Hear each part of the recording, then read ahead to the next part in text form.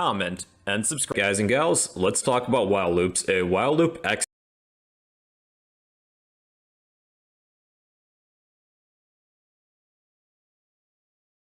operator, as well as the not logical operator.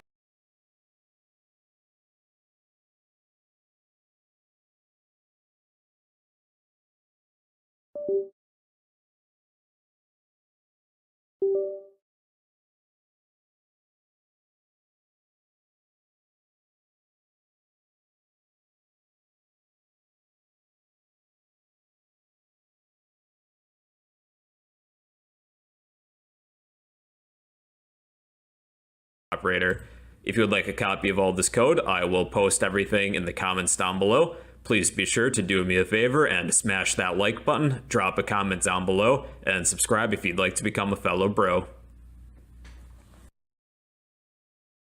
Hey, how's it going? So sit back, relax, and enjoy the show. Make sure you like, comment, and subscribe. 1 like equals 1 prayer for the YouTube algorithm. Alright guys and gals, let's talk about while loops. A while loop executes a block of code as long as its condition remains true. It's like an if statement, but it will continue that block of code continuously as long as its condition remains true. Here's an example. Let's create a program that will ask somebody for their name. If they attempt to not type in anything, well, we'll keep on prompting the user to type in their name. The only way for them to escape the while loop is to type in something, aka their name. So let's create a scanner. Scanner equals new scanner. Within the parentheses, system.in. We'll need an import, so be sure to include that at the top.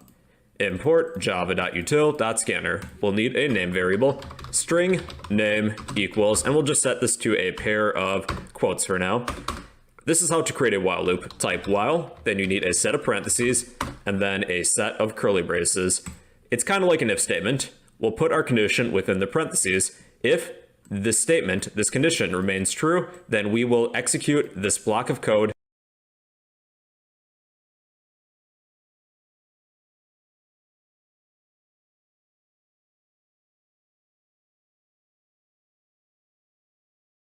continues. It's kind of like an if statement.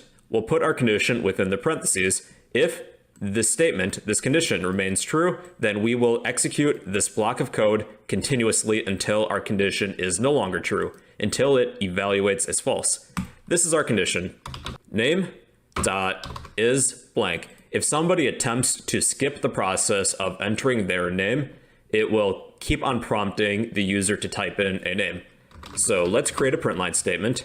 Actually, I'm going to change this to a print statement. Enter your name. And we will store the result within our name variable. Name equals scanner dot next line.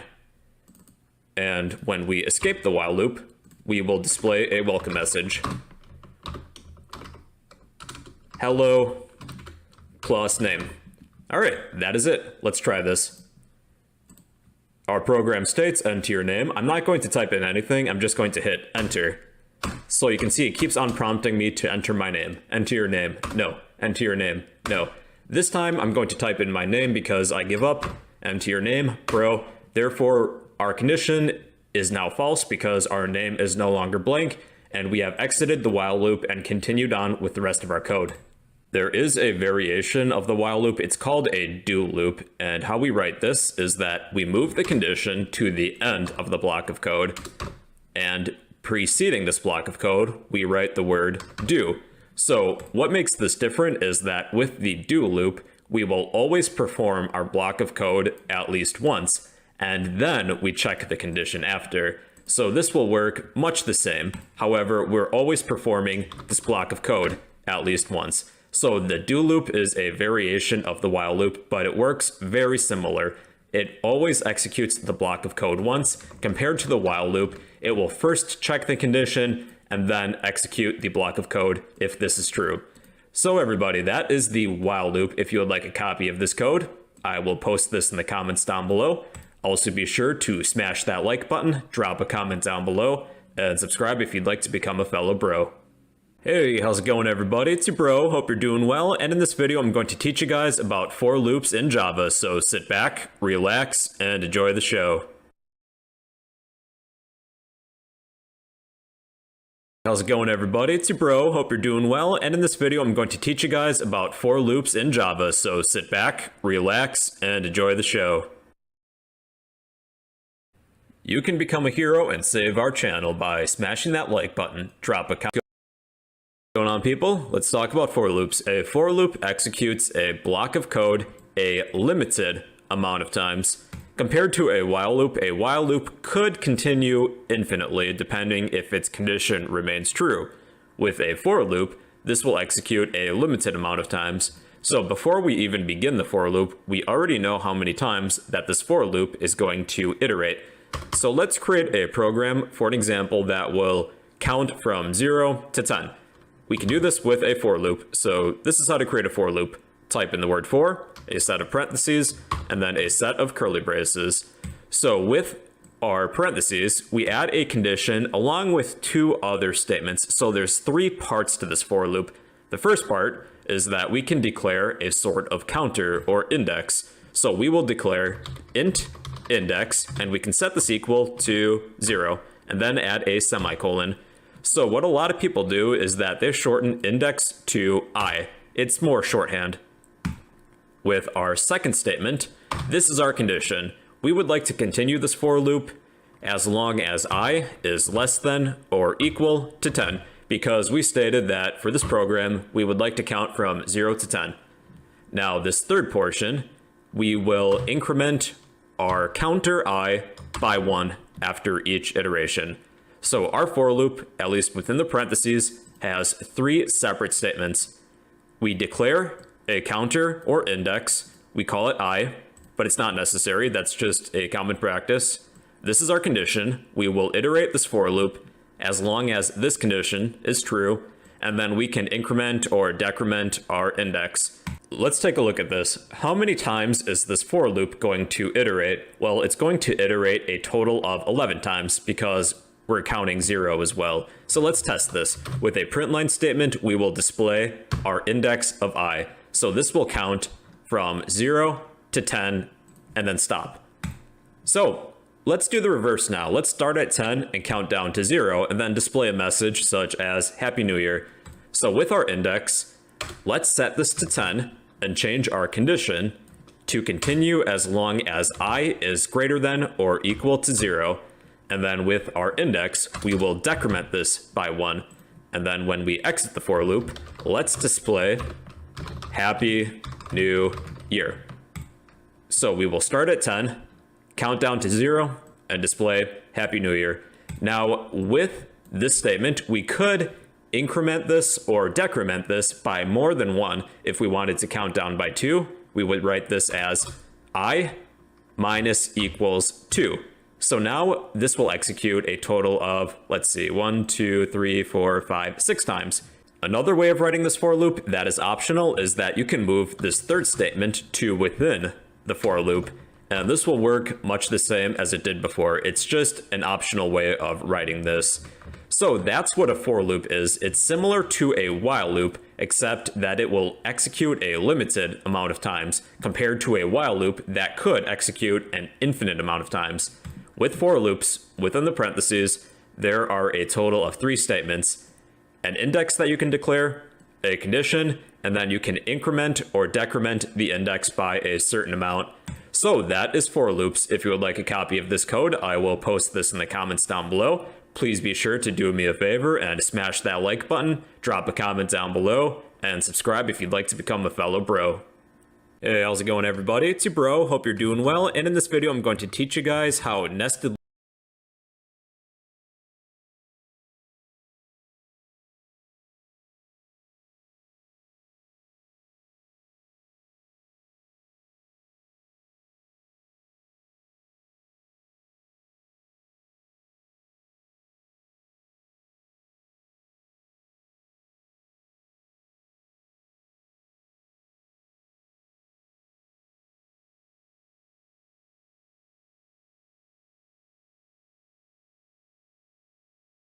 loops work in Java, so sit back, relax, and enjoy the show.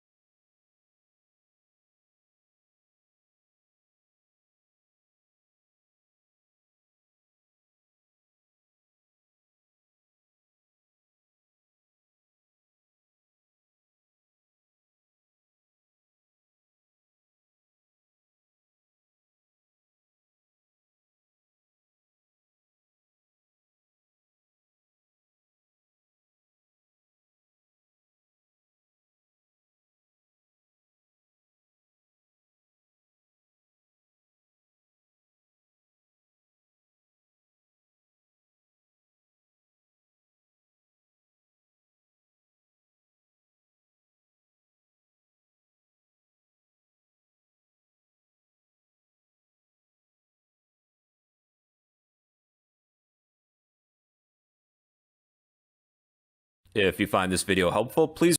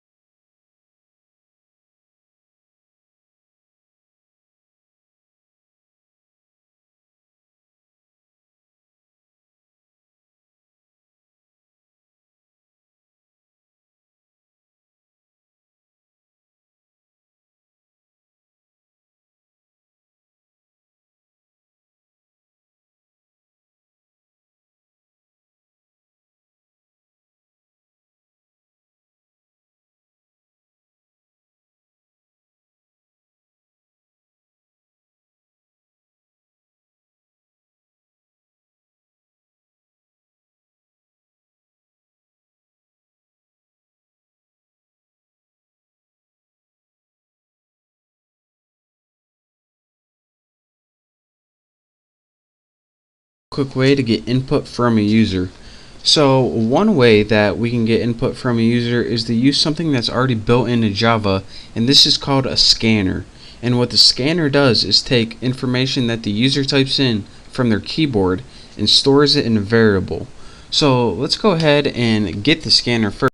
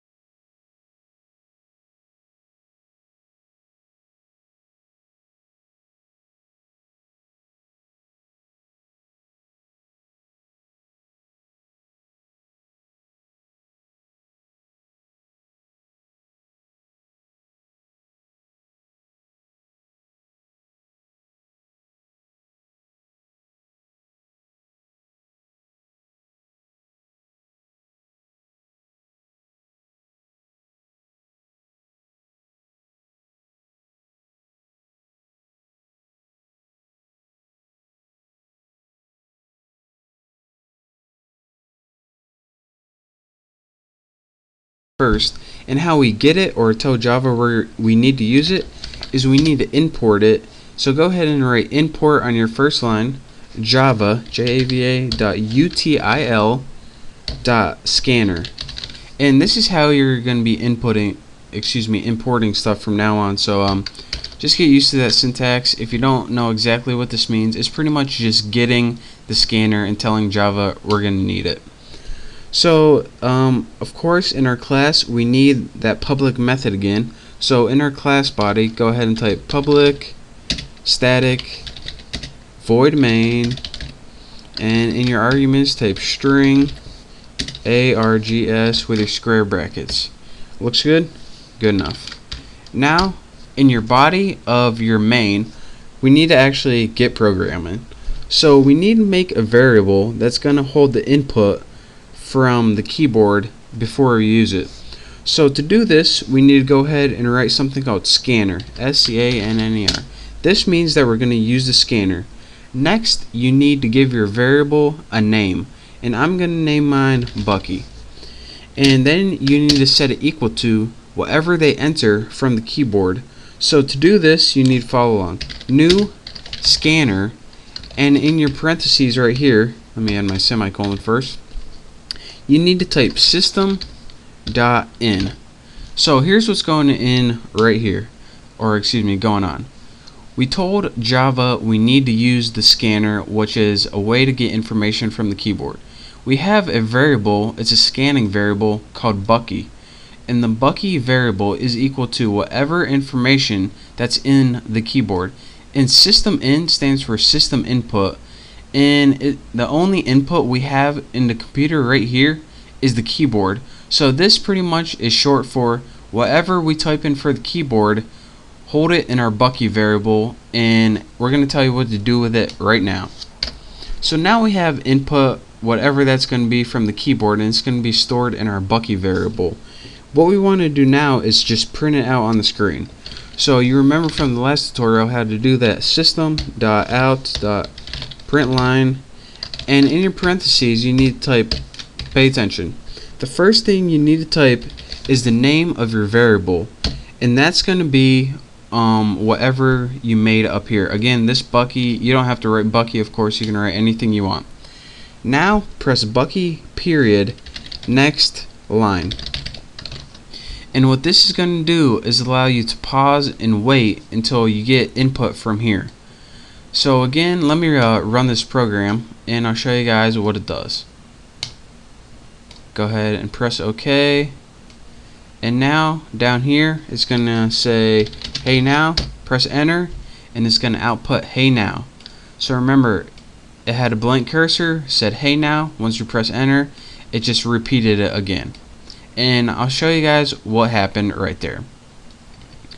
Again, one last time, we imported the scanner. If we didn't import it, we can never use it. Since Java doesn't really like to just gather everything, it only uses the things it needs. It's very I don't know, noble, I guess. It only takes what it needs. A very courageous program language. But anyways, what we did in our main function, these are the only 2 lines you really need to look for. We made a variable called Bucky, and it's a scanner variable.